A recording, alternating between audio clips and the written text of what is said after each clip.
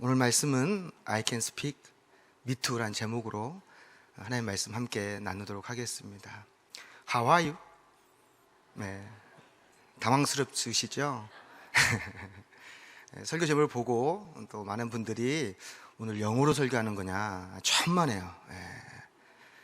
걱정하지 마시고 오늘 말씀 가운데 하나님의 은혜가 있기를 바라겠습니다. 옆에 있는 분 두 분과 함께 이렇게 인사했으면 좋겠어요. 어떻게 인사하냐면, 한 분은 저는 당신과 함께 예배 드려서 참 행복합니다라고 인사를 하면, 옆에 있는 분이 굉장히 퉁명스럽지만 당연한 표정이시고 me too 이렇게 하시면 되는 겁니다. 알았죠? 한번 같이 하겠습니다. 인사하겠습니다. 당신과 함께 예배하니 참 행복합니다. me too. 이렇게 하셔야 됩니다. 한 달여 전에 부친상을 당한 동료 목사님을 위로하기 위해서 동료 목사님들과 함께 부산행 열차를 올랐습니다. 그동안 차일피일 미루어뒀던 영화가 있었는데 두 편의 영화를 들고 기차에 올랐습니다. 영화의 제목은 눈길과 I can speak라는 두 편의 영화를 가지고 오고 가면서 보게 되었습니다. 눈길의 여자 주인공인 종부는 수용소에서 도망쳐 고향으로 돌아오지만 고향의 가족과 산천 어느 누구도 그녀를 반기지 않습니다. 많은 사람들로부터 그의 존재를 부정당한 이 종부는 자신의 상처와 아픔을 한평생 꽁꽁 감추고 아무 일이 없던 것처럼 살다 할머니가 되었습니다. I can speak의 옥분 할머니 나문희 씨가 연기한 분인 건데요, 그분 또한 동일하게 종분처럼 자신의 상처와 아픔을 감추고 옷 수선하는 가게를 차려서 시장통에서 살아가게 됩니다.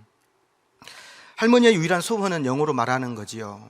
늦은 나이에 무슨 영어로 말하는 것인가 살펴봤더니 어릴 적 미국으로 입양된 자기의 남동생을 간절히 만나고 싶어 영어를 공부하게 되었습니다.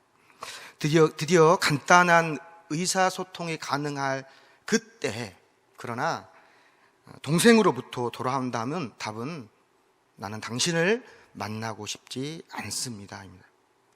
그러나 뜻밖에도 동생을 만나기 위하여 배웠던, 습득했던 그 영어는 동생이 아닌 더 많은 사람들에게 자기가 그동안 하고 싶었던 말을 하는 기회를 제공해 줍니다. 가해자 일본, 피해국 한국이 아닌 미국에서 수많은 사람들 앞에 그동안 말하고 싶었지만 말하지 못했던 그 이야기를 말하기 시작하는 것이죠. 어쩌면 그가 그동안 말하고 싶지 않았던 그녀의 이야기는 어쩌면 가장 말하고 싶었던 이야기였던 것이지요. 피해 당사자이면서도 자신의 상처를 숨겨오는 동안 여러분, 그 할머니들은 얼마나 평생토록 고통스럽고 힘들었을까요? 여러분, 보통 상처를 입게 되면 상처를 드러내 소독하고 치료하여야만 합니다. 그렇지 않으면 금방 더 나고 더 큰 고통으로 이어지게 되는 것이지요.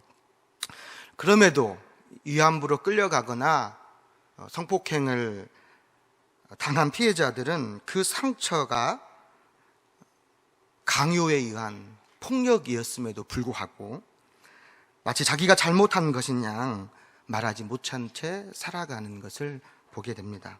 부끄러운 것이 아님에도 불구하고 주변의 왜곡된 시선이 그녀를 수치스럽게 만들어 말할 수 없는 고통 속에 머물게 한다라는 것이죠. 여러분, me too라고 들어보셨지요? 오늘 설교의 제목이기도 한데요, 작년부터 me too 열풍이 지구촌을 덮었습니다. 나도 피해자입니다, 나도 당신의 말에 공감합니다 라는 의미를 가진 이 me too는 헐리우드 유명 영화 제작자인 웨인스타인이 지난 30년 동안 그가 알고 있는 여배우나 주변의 사람들을 성추행했음이 알려지게 되었어요. 알려지니까 그로 인하여서 배우였던 그 배우인 알리사 밀리노라는 한 여배우가 자신도 그로 인하여 성추행을 당하였다라는 어릴 적의 그 고백을 하면서 me too, 고통받은 수많은 사람들이 나도 고통을 당했습니다, 나도 아픕니다, 당신의 말에 공감합니다 이렇게 확산되게 된 것이죠. 이번 한 주 우리나라에서도 미투 열풍이 거세게 불었습니다. 현직 여검사가 8년 전 간부 검사로 인하여 고통받은 성추행의 경험을 8시 뉴스를 통하여서 전 국민에게 생중계를 하였습니다. 그녀는 지난 8년 동안 혹시 내가 무엇을 잘못하였기에 이런 일을 당한 것은 아닌가, 스스로를 자책하며 괴로움 속에서 살아왔다고 합니다. 그런 동안 한 번의 유산을 겪었고요, 자신이 낳은 아들을 딸이 태어나지 않았음을 위안하며 아들 태어난 것을 감격했던, 사랑하는 남편에게도 숨겨왔던 그 고통을 많은 사람들 앞에 밝히게 된 것입니다. 너무 고통스러워 가족에게도 숨겨왔던 그 일, 8년이 지난 지금 그녀가 털어놓게 된 이유는 무엇이었을까요? 자신처럼 성폭행 피해를 당한 수많은 가엾은 우리 그 피해자들을 향하여서 당신이 입은 피해는 결코 당신 때문에 일어난 당신의 잘못이 아닙니다라는 말을 해주고 싶었기 때문이랍니다. 자기가 그걸 깨달은 게 8년이 지났답니다. 내 잘못이 아니라는 것을 말할 수 있는 그 시점이 8년이 되었는데, 그녀는 그때에도 떨리는 목소리로 슬픔을 절제하며 인터뷰에 응하는 것을 보게 되었습니다. 이런 이야기가 나올 때마다 저도 참 슬픈 기억이 떠오릅니다. 오랫동안 청년사역을 하였기 때문에 이와 같은 일 때문에 고통받는 사람들의 이야기를 많이 듣고 상담하고 기도한 적이 참 많습니다. 우리 교회나 다른 교회나 다 있죠. 근데 가장 힘든 게 무엇인지 아십니까? 제가 상담하는 가운데서 피해자와 가해자를 다 알 때예요. 얼마나 고통스러운지 몰라요. 이런 일 때마다 저도 막 떠오릅니다. 그러면서 그때 상담했던 아이들이 떠올라요. 이런 사건이 있을 때마다 그들은 얼마나 아플까, 고통스러울까, 그때의 기억이 떠오를까, 너무너무나 안타까운 것이죠. 설교를 통하여서, 이 말씀을 통하여서 그들에게 정말 하나님의 위로가 있기를 바랍니다. 그 위로가 있어서 하나님의 위로를 통하여서 치유받는 그 은혜가 있으면 참 좋겠다라는 생각을 하며 오늘 말씀을 준비하였습니다. 그래서 여러분의 삶 속에서, 여러분의 신앙생활을 하는 가운데서 마음속 깊은 그 이야기를 자유스럽게 말할 수 있습니까? 물론 자랑거리야, 누구에게 말할 수 있는 자랑거리야, 우리가 쉽게 말할 수 있겠지만, 여러분, 우리가 아픈 상처를 드러낸다는 건 그게 얼마나 어려운 일이겠습니까? 그런데 어떤 계기를 통하여서 아픔이나 상처를 나누는 가운데 치유를 경험하는 은혜를 얻기도 한다라는 것이죠. 구역이나 소그룹 모임을 통하여서, 교회에서 운영하는 치유학교를 통하여서 용기를 내어 자기의 상처와 아픔을 공개하고 내어놓을 때에 미투, 나도 그래요 라는 반응을 얻게 된다는 거예요. 당신도 그랬어요? 공감하는 이들이 함께 부둥켜 안고 당신의 잘못이 아니에요, 그동안 너무 힘들었지요, 너무 고생 많았어요, 함께 위로하며 세워져 간다라는 것이죠. 서로와 서로를 위로하게 된다는 겁니다. 이처럼 나의 이야기를 오픈하게 될 때 너무나 많은 이들이 나와 비슷한 문제로 고통하며 눈물 짓고 있다는 것을 알게 된다는 겁니다. 그때야 그래서 나눔을 통하여 그래서 혼자였다라는 고독감을 벗어나게 되고, 나 때문에 그랬다라는 자책에서 벗어나 진정한 자유를 경험하게 된다는 것입니다. 그런데 여러분, 이 한 개인이 자신의 고통을 아무런 상관없는 타자에게 이야기함을 통해서도 이렇게 치유를 경험하잖아요. 그런데 만약 가해자와 피해자가 서로 상호 만남을 통하여서 화해를 한다면 어떤 일들이 벌어지겠습니까? 가해자가 진정 어린 사과를 하고 책임을 질 때 피해자는 그를 용서하지 않겠습니까? 그때야 비로소 마음속 깊은 상처가 치유되지 않겠습니까? 영화 I Can Speak의 오픈 할머니는 자신에게 고통을 준 가해자 일본이 미안합니다라는 진심 어린 사과를 받고 싶었던 겁니다. 경제적인 보상이나 다른 어떤 위안이 아니라 진심 어린 그 사과와 참회를 듣고 싶었던 것이죠. 미투 열풍 속에서도 우리는 알 수 있습니다. 가해자를 하여금 다시는 이와 같은 일들이 벌어지지 않도록 참회하도록 상처받은 수많은 사람들이 당신의 잘못이 아니다라는 것을 알려주기 위해서 그렇게 열풍으로 진행되는 것이겠지요. 우리는 오늘 본문을 통하여서 가해자와 피해자의 만남을 이제 보게 됩니다. 바로 빌레몬과 오네시모의 만남인데요.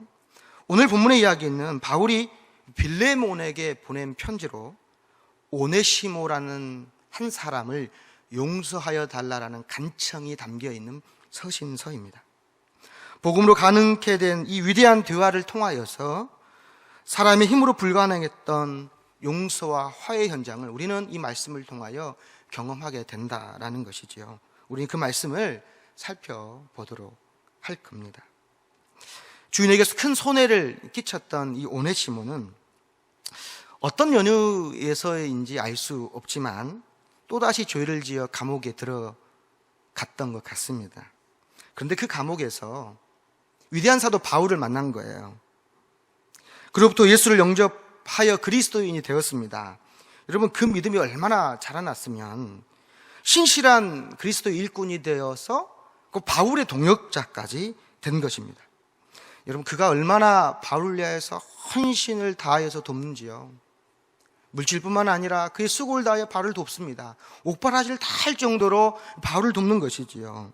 고향을 도망쳤고 죄인으로 살았던 그의 삶에 놀라운 변화가 바울을 만나고서 새롭게 시작되는 것입니다. 여러분, 그런데 어떤 연유에서인지 그가 예수를 알아갈 때마다 마음 한켠에는 응어리처럼 쌓여있는 죄책감이 밀려오는 것은 어떤 일일까요? 자꾸만 자신의 지난날의 가호와 죄악들이 떠오르는 것입니다. 주인의 집에 손해를 끼쳤고 돈을 훔쳐 도망하였던 자신의 과거가 생각납니다. 계속하여 날이 갈수록 괴로워지는 것이지요. 내가 이런 은혜를 받아도 되는가? 내가 이런 기쁨 가운데서 아무런 일이 없는 것처럼 살아가도 되는 것인가? 말씀을 가까이 할 때마다, 기도할 때마다 그에게 부어주시는 은혜가 크면 클수록 잘못한 자신의 과거, 죄의 어두운 그림자가 오네시모, 그를 더욱 들이우는 것을 경험하게 되는 것입니다. 도저히 이렇게는 살 수가 없구나. 예수를 영접하고 보니 자신이 얼마나 극악무도한 사람이고 자신이 얼마나 뻔뻔하고 배은망덕한 사람인지를 깨닫게 된 겁니다. 결국 오네시모는 바울에게 자신이 어떤 사람인지를 털어놓습니다. 자신의 과거를 털어놓는 것이죠.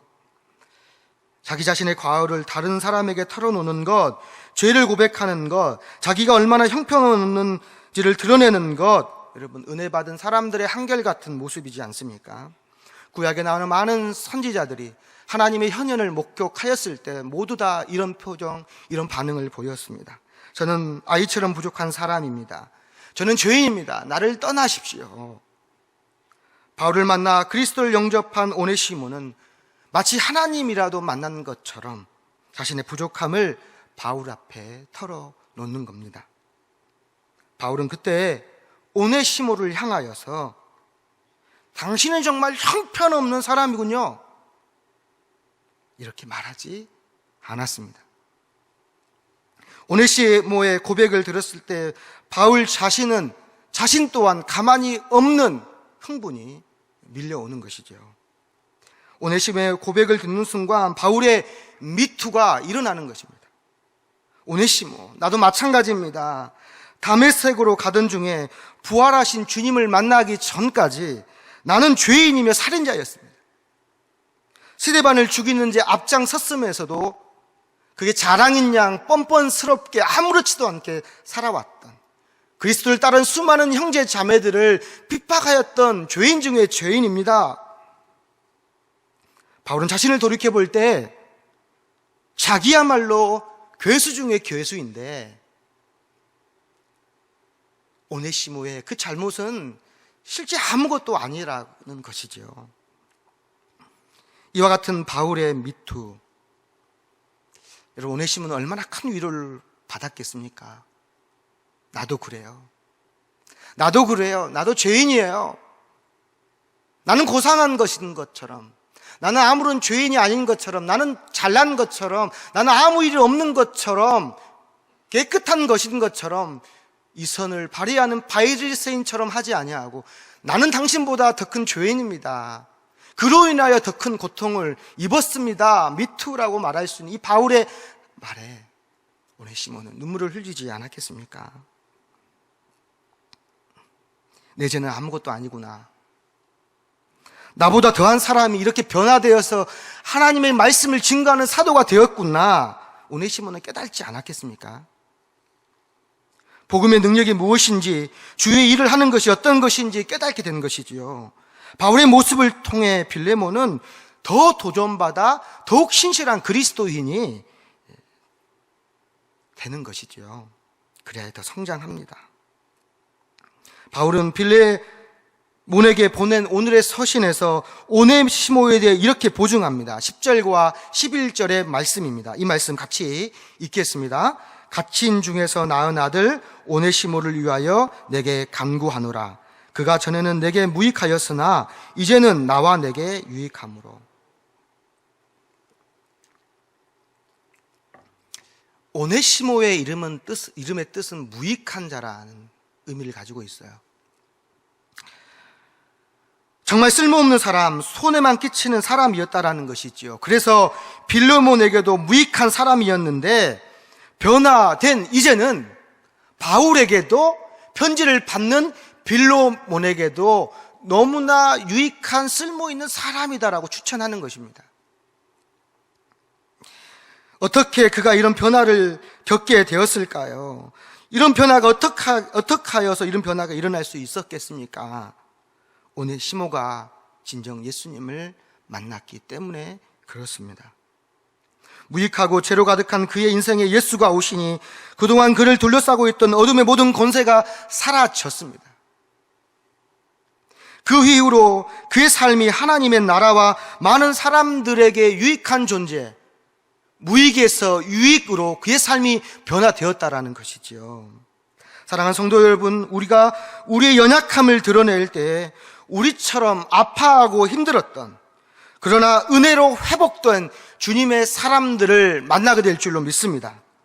그리하여 우리 인생이 아무 쓸모없는 인생이었을지라도 의미 있는 인생, 유익한 인생으로 변화되는 놀라운 은혜가 저와 여러분 가운데 있기를 축복합니다.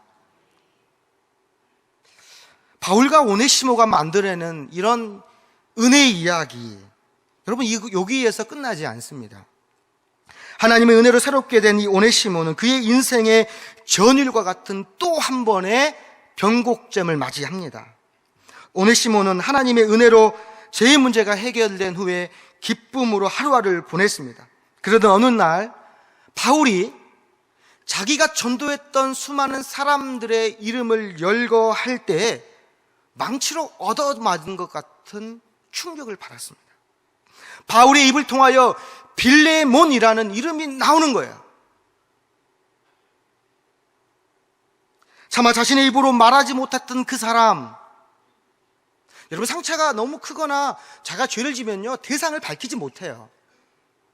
근데 바울을 통하여서 빌레몬이라는 이름이 나왔을 때 이 오네시모가 충격을 받습니다. 숨이 멎을 것 같은, 숨을 쉴 수 없을 것 같은 충격을 받아 당황했겠지요. 놀라기는 바울도 마찬가지입니다. 이와 같은 만남을 여러분 운명이라고 하지 않습니까? 어떤 책에서 본 것 같고 어떤 역사가가 이야기하였는데 잘은 모르겠습니다. 그가 이렇게 말을 했어요. 역사는 우연과 필연의 조화라고. 하나님의 섭리가 그렇지 않겠습니까? 우연처럼 찾아오는 우리의 필연과 조화를 이루는 것, 이것이야말로 하나님의 섭리 계획하심이 아니겠습니까? 섭리는 영어로 프로비던스입니다. 프로비던스는 미리 이루어진 조정 또는 미리 조정된 만남이라고 그래요. 프리 어레인지먼트죠. 미리 하나님께서 조종하셨다는 거예요.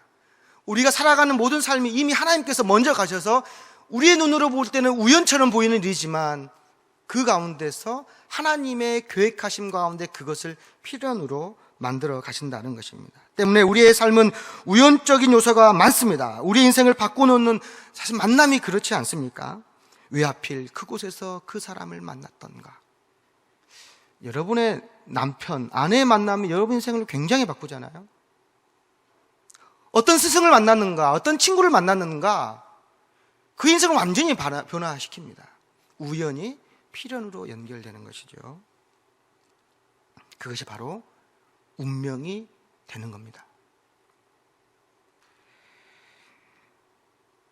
하나님이 인도하신 우리의 삶은 하나님의 손에 의해 미리 계획되고 조정된 것이고 우연을 가장한 운명적인 만남이라는 것입니다.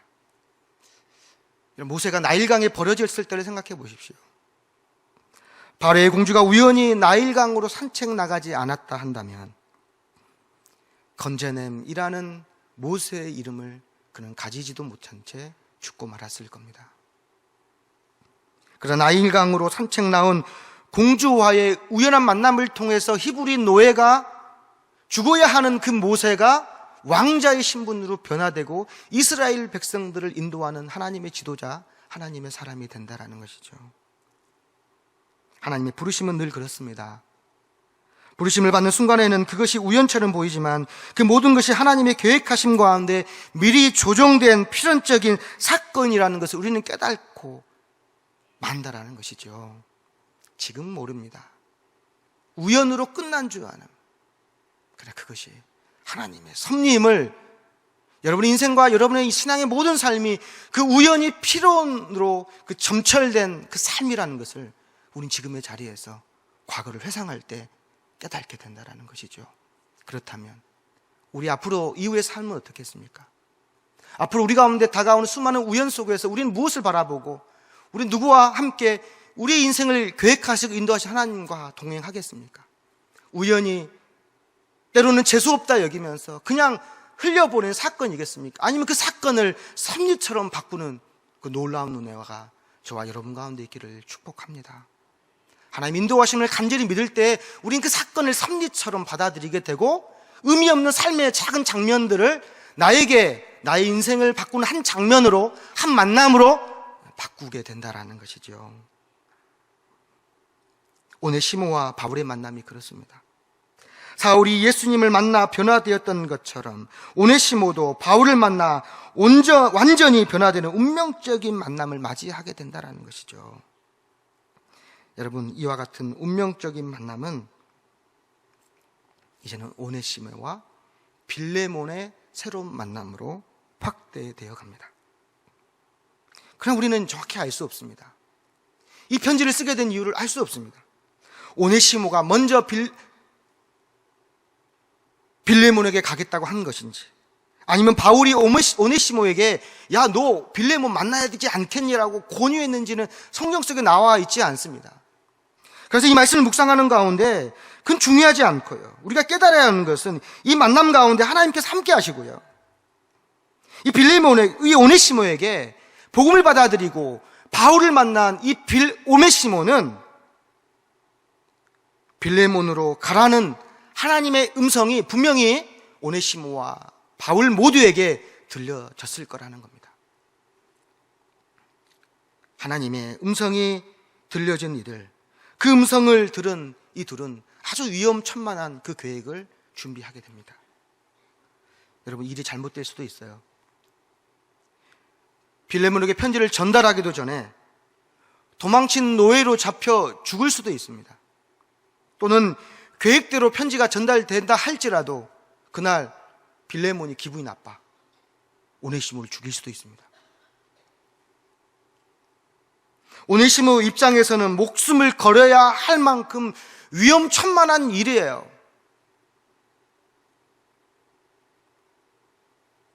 공소시효가 없는 문제입니다. 그럼에도 불구하고 오네시모가 빌레몬에게 갈 수 있었던 것은 빌레몬에게 용서받을 때에만 진정한 죄사함을 받을 수 있다라는 믿음 때문입니다. 하나님 그를 용서하였다 할지라도 그 안에 있는 예수 믿는 사람의, 오늘 아침에 목사님이 말씀하셨던 것처럼 그 인생의 긴 여정 가운데서 그가 값을 치루어야 될 그 일을 감당하였을 때에만 자유함을 얻게 되는 그 일을 위해서는 오네시모는 빌레몬을 꼭 만나야 한다라는 것이죠. 만약 하나님이 자신을 용서해 주셨다면, 만약 하나님의 은혜를 내가 입은 사람이라면 빌레몬 또한 오네시모 자신을 용서하고 자유롭게 해줄 거라는 그 믿음이 그에게 있었던 것이죠. 때문에 일이 잘못되어 죽더라도 상관없습니다. 자신은 죽을 수밖에 없는 죄인이기에 죄값을 치르는 것이야말로 온전한 구원을 받는 길이기에 오네시모는 당연히 죽어야 될 자신이 죽음으로 가야 될 그 길에 믿음으로 마땅히 떠나갔던 것이죠. 오늘 오전 말씀 빗대서 그는 그의 안전지대에서 하나님의 안전지대로 옮겨가는 것입니다.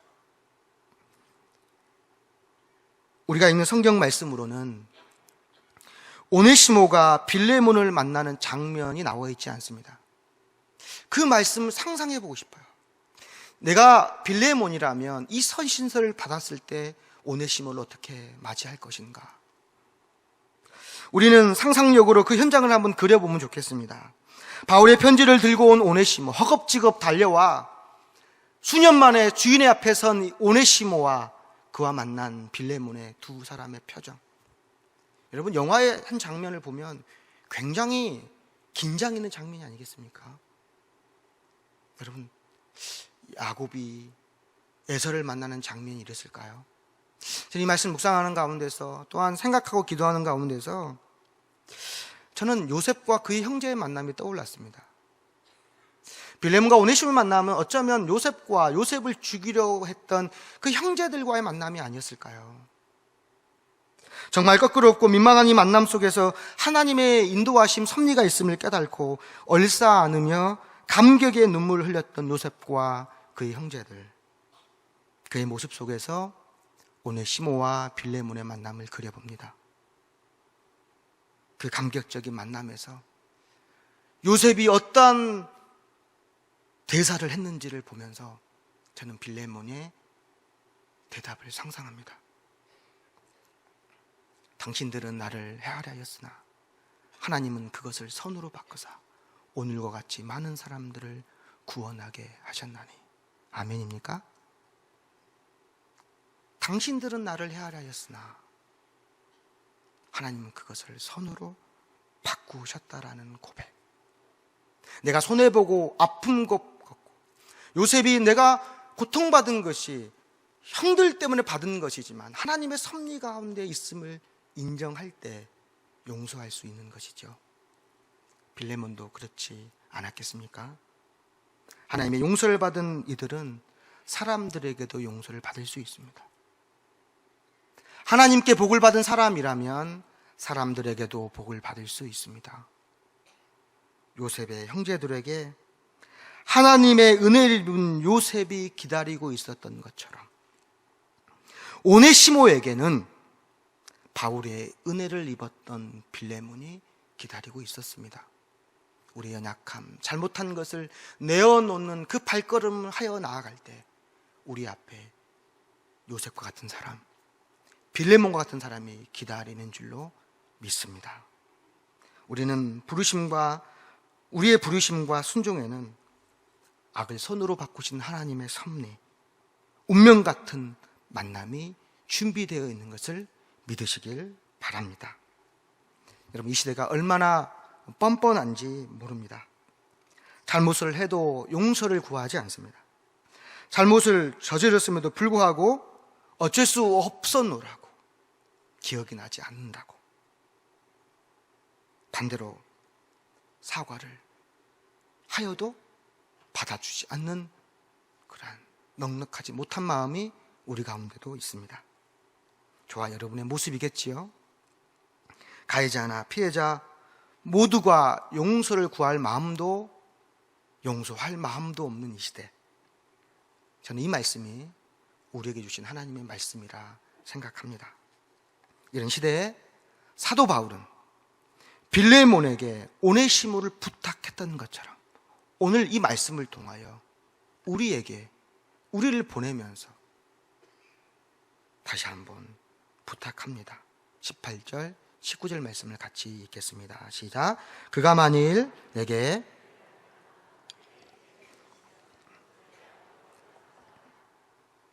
계속 읽겠습니다. 친필로 쓰노니 내가 갚으려니와 내가 이후에 내 자신이 내게 빚진 것은 내가 말하지 아니하노라. 이 말씀 복음적인 말씀이죠. 이 말씀이 무엇이겠습니까? 오네시모가 너에게 잘못하여 빚진 것이 있다면 바울이 그걸 갚아주겠다라는 겁니다. 여러분, 그런데요, 필레몬, 너는 어떤 사람이냐는 거예요. 너는 나에게 너무 큰 빚을 진 사람이 아니냐, 그것을 잊지 말라라고 바울이 이 말씀을 통하여 빌레몬에게 상기합니다. 너 나에게 빚을 너무 많이 졌다. 바울, 내가 너 빌레몬에게 끼친 그 은혜, 구원의 그 은혜에 비하면 내가 용서하는 것이 정말 아무것도 아니라는 것이지요. 여러분, 이 말씀을 통하여 예수님의 사랑과 용서를 보지 않습니까? 1만 달란트 용서받은 그 죄인이 바로 우리인데 100데나리온 빚진 자를 어찌 용서하지 못하겠습니까? You can speak. 사랑하는 성도 여러분, 여러분도 말할 수 있습니다. 고백할 수 있습니다. 미안합니다. 내가 죄인입니다. 말할 수 있습니다. 그때 비로소 우린 듣게 됩니다. 아니요, 괜찮습니다. 용서합니다. 용서를 구하는 자나 용서하는 자나 모두가 복음 안에서 이루어진 그 일들이 저와 여러분의 삶 가운데, 우리 공동체 가운데, 이 나라 민족 가운데, 남과 북 가운데, 좌와 우 가운데, 동과 서 가운데 있기를 바라겠습니다. 기도하겠습니다. 하나님, 감사합니다. 오늘 말씀을 통하여서 우리가 다시 한번 하나님께 받은 은혜가 얼마나 큰지, 그 은혜가 얼마나 큰지, 예수의 십자가, 예수의 생명과 바꾼 우리의 인생이 얼마나 큰지 보게 됩니다. 우리가 할 수 없지만 그 은혜에 힘입어 사랑하고 용서할 수 있는 용기, 그 믿음이 우리 모두에게 있도록 주님 축복하여 주옵소서. 감사드리고 예수 그리스도의 이름으로 기도합니다. 아멘.